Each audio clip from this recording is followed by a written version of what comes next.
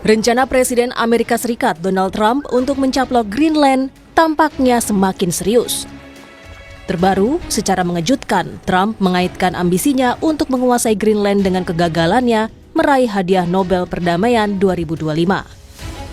Trump menilai karena jasanya tidak dihargai oleh Komite Nobel, ia kini merasa bebas untuk mengedepankan kepentingan Amerika Serikat dengan cara yang lebih agresif, termasuk dalam upaya akuisisi Greenland.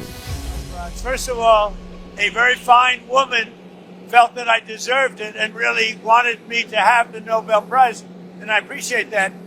If anybody thinks that Norway doesn't control the Nobel Prize, they're just kidding. They have a board, but it's controlled by Norway, and I don't care what Norway says.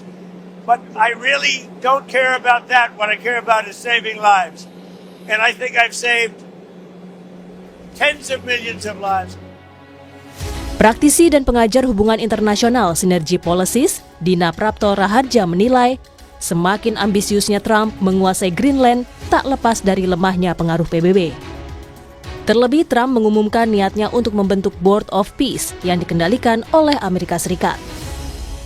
Décidé de se joindre à l'exercice qui a été programmé et lancé par le Danemark de manière souveraine et indépendante dans le cadre d'Arctic Endurance.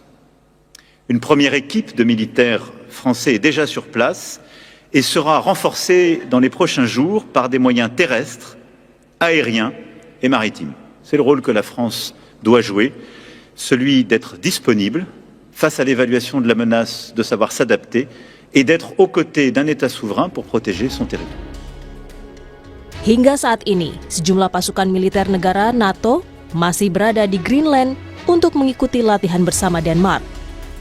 Langkah ini dilakukan usai ancaman Presiden Amerika Serikat Donald Trump yang ingin menguasai Greenland. Presiden Prancis Emmanuel Macron menyatakan militer Prancis sudah berada di Greenland untuk memperkuat komponen darat, laut, dan udara. Kemudian PBB bisa apa? Sebenarnya PBB sudah lumpuh. Kalau dari segi Dewan Keamanan PBB yang sebenarnya bisa melakukan prevensi gitu ya, preventif gitu, itu sebenarnya lumpuh. Tapi kalau kita nggak perlu khawatir sepenuhnya karena mekanisme-mekanisme baru yang dibangun lewat bilateral maupun minilateral itu sebenarnya ada. Yang harus diantisipasi sebenarnya sebelum menuju Perang Dunia Ketiga itu adalah eksploitasi. Jadi yang saya khawatirkan itu justru eksploitasi besar-besaran, terutama terhadap negara-negara low middle income countries. Tak hanya ancaman militer, ancaman ekonomi juga dilontarkan oleh Trump. Trump akan mengenakan tarif 10% hingga 25% bagi negara-negara Eropa, termasuk Norwegia yang menghalangi rencananya menguasai Greenland. Posisi Indonesia di Dewan Perdamaian Gaza akan kami bahas bersama Hikmahanto Juwana selaku Guru Besar Hukum Internasional dari Universitas Indonesia dan anggota Komisi 1 DPR RI fraksi PAN Slamet Riyadi. Selamat sore semuanya dengan Tifal di sini. Selamat sore Mas Tifal. Terima kasih semua sudah bergabung. Prof, begini, ada AS dan Israel, mereka satu sekutu dan berada dalam Dewan Perdamaian Gaza. Posisi Indonesia untuk mendorong perdamaian ini bisa benar-benar terrealisasi, memungkinkan atau tidak? Pertama ya, sebelum saya menjawab pertanyaan itu, memang bagi Indonesia saat sekarang ini dilematis. Dilematis karena kalau Indonesia tidak tergabung dalam Board of Peace, seperti Prancis dia menolak, itu Trump sudah mengatakan akan mengenakan tarif yang lebih tinggi. Jadi kalau Prancis itu katanya akan dikenakan sampai dengan 200%. Kita tidak tahu apakah benar atau tidak, karena ini yang juga disampaikan oleh Trump ketika dia minta supaya Greenland diserahkan kepada Amerika Serikat dan ditentang oleh sejumlah negara Eropa. Dia katakan juga dikenakan sekian persen, tapi tidak terjadi. Nah, bagi Indonesia tentu kita ingin ya bahwa kita bisa berperan di dalam perdamaian di Palestina. Tetapi dengan permintaan dari Trump, kalau misalnya masuk, itu kita harus membayar sebesar 1 juta US dollar. 1 US dollar itu sekian triliun, besar jumlahnya. Nah, pertanyaannya adalah apakah kita punya pilihan?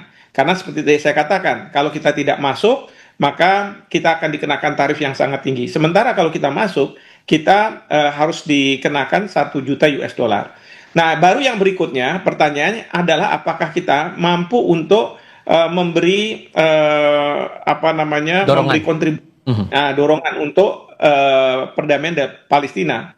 Jadi begini, kalau saya lihat dalam strukturnya ini, pertama ya yang ingin saya sampaikan juga, saya setelah teliti, ternyata aturannya, statutanya itu, piagamnya itu ditentukan oleh Presiden Trump sendiri, oleh Amerika Serikat. Ya. Kita nggak punya warna di situ, ya karena di dalam Board of Peace ini ditentukan oleh Amerika, dan kemudian mereka yang ditunjuk sebagai orang-orang yang menjadi executive officer itu adalah orang-orang yang ditunjuk oleh Trump. Baik. Dan mereka kebanyakan adalah mereka-mereka yang punya kontribusi pada waktu perdamaian di awal gitu ya. Di situ ada Pak Rubio dan lain sebagainya lah, termasuk menantunya Trump. Baik. Nah, dalam konteks seperti ini, memang kita harus pertanyakan, apakah kita bisa shaping apa yang akan menjadi perdamaian? Karena kalau saya sih sebenarnya ingin mendudukkan orang Indonesia ada di sana.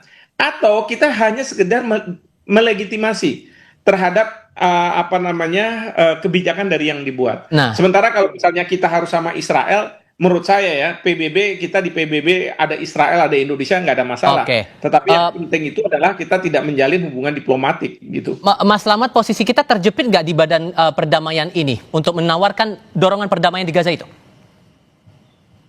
Iya, kami menilai bahwa hal ini Indonesia bukan dalam posisi terjepit.